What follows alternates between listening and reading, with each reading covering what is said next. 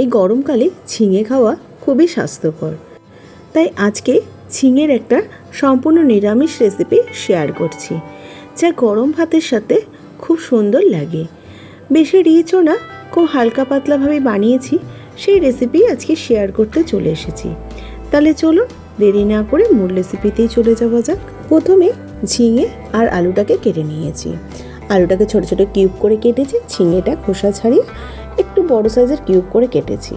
মিক্সির জারে আদা আর লঙ্কা দিয়ে দিলাম, 1 চামচ গোটা জিরে, 2 চামচ পোস্ত, কিছুটা কাজু বাদাম, সামান্য জল দিয়ে একটা মিহি পেস্ট তৈরি করে নেব।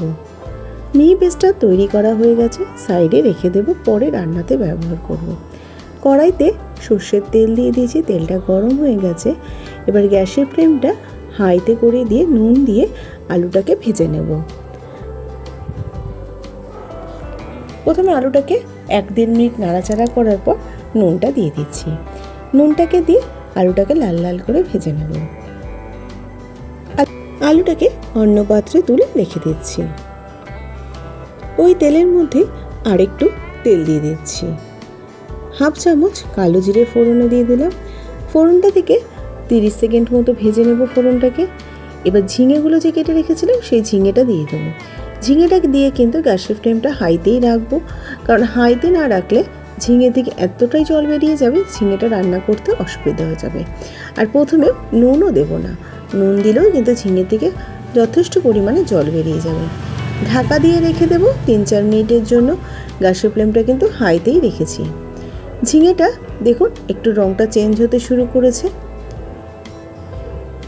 ভালো করে নাড়াচাড়া করে পোস্ত কাজু বাদাম যে বাটাটা করেছিলাম সেই বাটাটা এর মধ্যে দিয়ে দেবো। মিক্সির জার ধুয়ে সামান্য জলও দিয়ে দিলাম। এবার গ্যাসের ফ্লেমটা মিডিয়ামে করে দিয়ে ভালো করে নাড়াচাড়া করে কষিয়ে নেব। যেহেতু কাজু বাদাম দেওয়া আছে, কড়াইতে লেগে যাওয়ার সম্ভাবনা থাকে, তাই জন্য গ্যাসের ফ্লেমটা মিডিয়ামে রেখে ভালো করে নাড়াচাড়া করে কষিয়ে নেব। তেলটা সেপারেট হতে শুরু করেছে, দেখুন খুব সুন্দর কষিয়ে নেওয়া হয়ে গেছে। এবার আলুগুলো যে ভেজে রেখেছিলাম সে আলুটা দিয়ে দেবো। আলুটাকে দিয়েও ভালো করে নাড়াচাড়া করে নেব। নুন দিয়ে দিলাম পরিমাণ মতো। আবার একটু ভালো করে নাড়াচাড়া করে নিচ্ছি। ঢাকা দিয়ে রেখে দেবো আরও 3-4 মিনিটের জন্য, গ্যাসের ফ্লেমটা মিডিয়ামেই রেখে দিয়ে। 3-4 মিনিট পর ঢাকাটা খুলে নিলাম। দেখুন কত সুন্দরভাবে তেলটা সেপারেট হতে শুরু করেছে। মশলাটাও খুব সুন্দর করে কষিয়ে নেওয়া হয়ে গেছে। এবার গ্রেভির জন্য জল দিয়ে দেবো। এই তরকারিটা একটু পাতলা পাতলা ভালো লাগে, তাই জন্য আমি একটু বেশি পরিমাণেই জল দিয়েছি। পোস্তর মতো মাখা মাখা কিন্তু ভালো লাগে না। ভালো করে সমস্ত কিছু নাড়াচাড়া করে নিয়ে ঢাকা দিয়ে রেখে দেবো আলু আর ঝিঙেটা সম্পূর্ণ সেদ্ধ হওয়ার জন্য। আলু ঝিঙেটা সেদ্ধ হয়ে গেছে, প্রায় 4-5 মিনিট ঢাকা দিয়ে রেখে দিয়েছিলাম। জলটা শুকিয়ে গেছে, এর থেকে আর বেশি শুকোবো না, ঠান্ডা হলে আর একটু শুকিয়ে যাবে। স্বাদ মতো চিনি দিয়ে দিলাম। যেহেতু নিরামিষ রান্না, একটু মিষ্টি না হলে ভালো লাগে না স্বাদটা, তাই জন্য পরিমাণ মতো চিনি দিয়ে দিলাম। সবশেষে দিয়ে দেবো কাঁচা সর্ষের তেল।